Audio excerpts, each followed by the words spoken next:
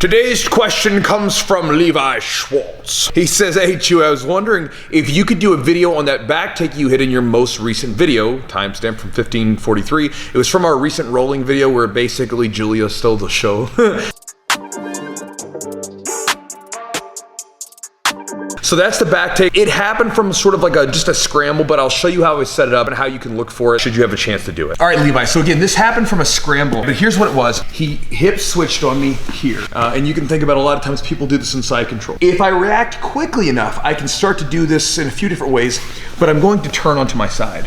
Now, in the case of him, he kind of lost balance for a second, and I was able to hook the inside leg here. Now from there, I want to get up to my elbow to create space. Now in the gi, I had the belt here, but we can hang on to him with just sort of a reverse body lock here.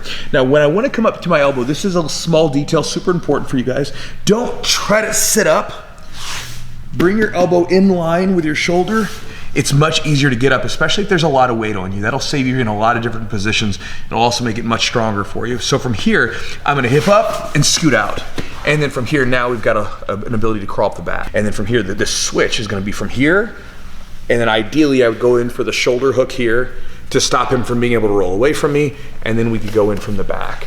All right, so Matt is here, he's passing, and again, what sets this up and kind of like my time to look for it is if this person does a pass or anything that involves his arm going across, such as a reverse half guard or reverse side control. In this case, it was a reverse side control. I'll show you kind of what it would look like from reverse half guard. But he begins to switch his hips. So the first thing I wanna do is, as this is happening, I wanna start getting onto my side. I don't wanna be flat on my back from there. In the case of the roll that we had, I ended up being able to lift him a little bit and then getting this hook on the inside. Now it was gi, so I had this grip here, but again, you can easily use this reverse body lock here.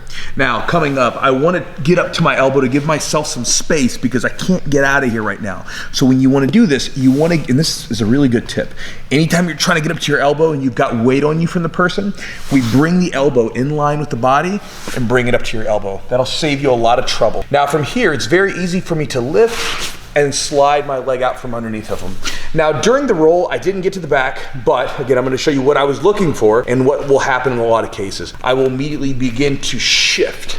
Now, there could be different ways that we could go about this. I could hook here first and then crawl my way up. In the gi, there's a lot of different options, but what I'm always looking for is the shoulder hook, right? I want this little hook on the shoulder to stop him from getting away from me. I missed it during the roll, but that's what I would be looking for. This can also be done from a reverse half guard. So let's say if I'm here and Matt switches his hips on me and my arm is free, but he's turned his hips, if I can get this leg on the inside, I can do a little bit of a lift, just enough to shift, and now we've got the same position that we were getting to before. And again, I've got this body lock, I'm switching, shoulder hook, crawling up the body, taking the back. Now, obviously in the video, I didn't actually get to the back, but that's what I was looking for, and that's the move itself. Again, you know, this is kind of a thing of textbook versus what happens sometimes in the middle of the scramble. You know, we practice techniques and we try to do them as perfect as we can, and then sometimes when we're rolling, it just doesn't happen like that, but that's the move. So Levi, hopefully that helps you if you get past with someone trying to do that hip switch on you, getting to that reverse side control position. Hopefully that helps you out, brother. I appreciate the question. Also, guys, if you want to join my daily email, you can do so by going to the links down below, or there's probably stuff popping up there. By joining, you'll get my daily email, which a lot of you guys ask for books and stuff like that. I send my reading list to people that are a part of the group as well. And then on top of that, you'll get 2 free ebooks. One is on developing your own jiu-jitsu game plan.